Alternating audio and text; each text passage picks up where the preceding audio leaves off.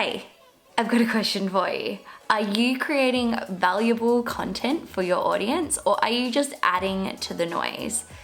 If you're not sure, then keep watching to find out the best way to start planning value-centered content in your business. Hello and welcome to my channel. I'm Kateemiley and I'm a brand and content strategist that loves helping small businesses like yours build their brand online. So in today's video, this is part one of a 3-part series, a content strategy series that I've created to help you create better content in your business. And if you didn't know it already, content marketing is a really big deal. So if you're not on the content marketing bandwagon yet, you will be by the end of this video, because content is the way that you can differentiate yourself from all the other businesses out there that are doing similar things to you. It's never been so easy to create a business than it has been today. There's new businesses popping up all the time. So understanding how you can be creating content that delivers really great value to your audience is going to help you become way more accessible and relatable. But the tricky part is there are so many businesses out there that are doing similar things to you and competing for your audience. So how do you differentiate yourself? Well, with content marketing. In this video, I'll be sharing the 5 steps to creating a 3-month content strategy. But if you want to get a head start on it, download my free content strategy guide, which is available in the description box below. But if there's one thing that I want you to take away from this video, and that's above all else, create content with value in mind. Alrighty, so let's get into what those 5 steps are for creating a 3-month strategy. But wait a second, let me just explain myself as to why I do a 3-month content plan and don't plan for 12 months. And that's because I've worked with a lot of small businesses who are in, the first few years of starting out, and it's really hard to predict what the next 12 months are gonna look like. While yes, I think you should have an overarching goal in mind for the next 12 months, planning out every single step for the next 12 months is just going to be a waste of time, because you don't know what opportunities are going to arise and where you might be making pivots in your business. So I think 3 months is a really nice place to start, as it allows you to focus for that quarter of a year to just deliver those results that you're aiming for that quarter. So with that in mind, let's get into the 5 steps. Step 1 is goal setting. So as a business owner, you probably have goals around the revenue targets you want to hit for the next year. But when it comes to content, most businesses just get caught up in the creation of content that they forget to actually set goals and work out whether the content that they're creating is actually successful or actually achieving anything in their business. So there's 2 parts to this step, and that's part 1 is reflection, which is going through the content that you've created in the past, whether it be in the last quarter or the last year, and working out what's worked and what hasn't. And then part 2 is actually setting 3 goals that you're super excited about for the next 3 months. And then you can create the content on the back of these 3 goals, ensuring that your focus is on what the direction is for these 3 goals, rather than taking your content in a million different tangents. Step 2 is topic clusters. So as a small business owner, especially as an entrepreneur, you're super amped about the topic or the industry that your product or service is in. So you could literally talk about anything. So now, after setting your goals, you know what your focus is. Your topic clusters allow you to keep refined and back on message as to what other areas that you want to focus on in your business, whether that be across your social media platforms, in your blog, in your YouTube channel, whatever sort of content you're creating, ensuring that you have 4 to 6 buckets or content pillars that you refer back to again and again and again.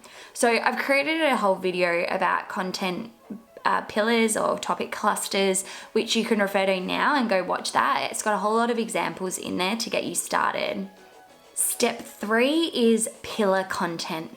So this is the part where a lot of small business owners get unstuck because they're trying to do all the things. If you want to create a podcast or a YouTube channel or a blog, do that, but don't do all three because you're just going to end up so overwhelmed and so burnt out. Instead, create a content pillar and a piece of content that you create every single week. So then you can use that content across all your other mediums, so across your social media and your email. So then you don't feel like you have to keep creating all the time. Pretty smart, huh?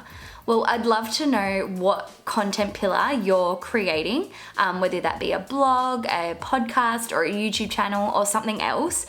Drop it in the comments box below because I'd love to hear what you're up to. But also stay tuned for next week's video, which is all about content pillars. So in that video, I'm going to be sharing tips and strategies for how to create epic content for your content pillar. Step 4 is social media. So this is a great way to actually share the pillar content that you've created. So once you've created a piece of pillar content on your website or on your YouTube channel or wherever it is, you can't just expect people to get to it themselves. You have to start promoting it. And social media is such a wonderful way of doing this. But you need to ensure that when you're posting on social media, you're actually giving value. So you don't just say, hey, go and watch my latest video or read my latest blog. That won't work. You need to actually give a little bit of the information that you're providing as a little bit of a teaser or as a little bit of a value add to your social media audience or following, because if they're starting to get a little bit excited about what it is that you're talking about, then they're more likely going to click the link in your bio to read more or watch your video.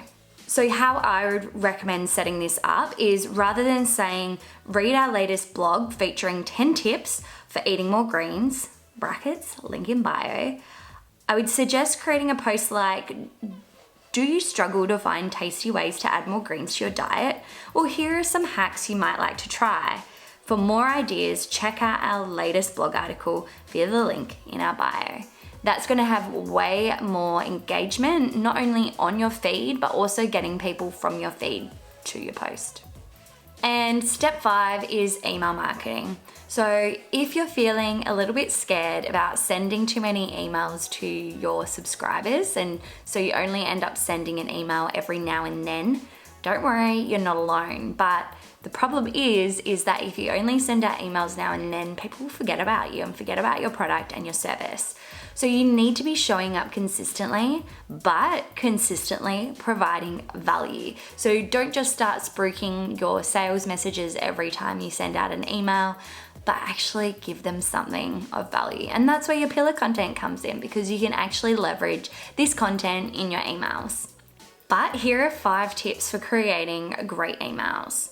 So write conversationally and use language that resonates with your audience. Have one clear call to action, which you can link to the text as a hyperlink, via a button, via an image, or all 3. Create a subject line that sparks curiosity to get them to open your email. But if you don't know how to do this, go and watch my video, which explains exactly how to right now. Don't include too many images or different links, as this can get you caught in the promotions tab. And ask your subscribers a question and encourage them to hit reply.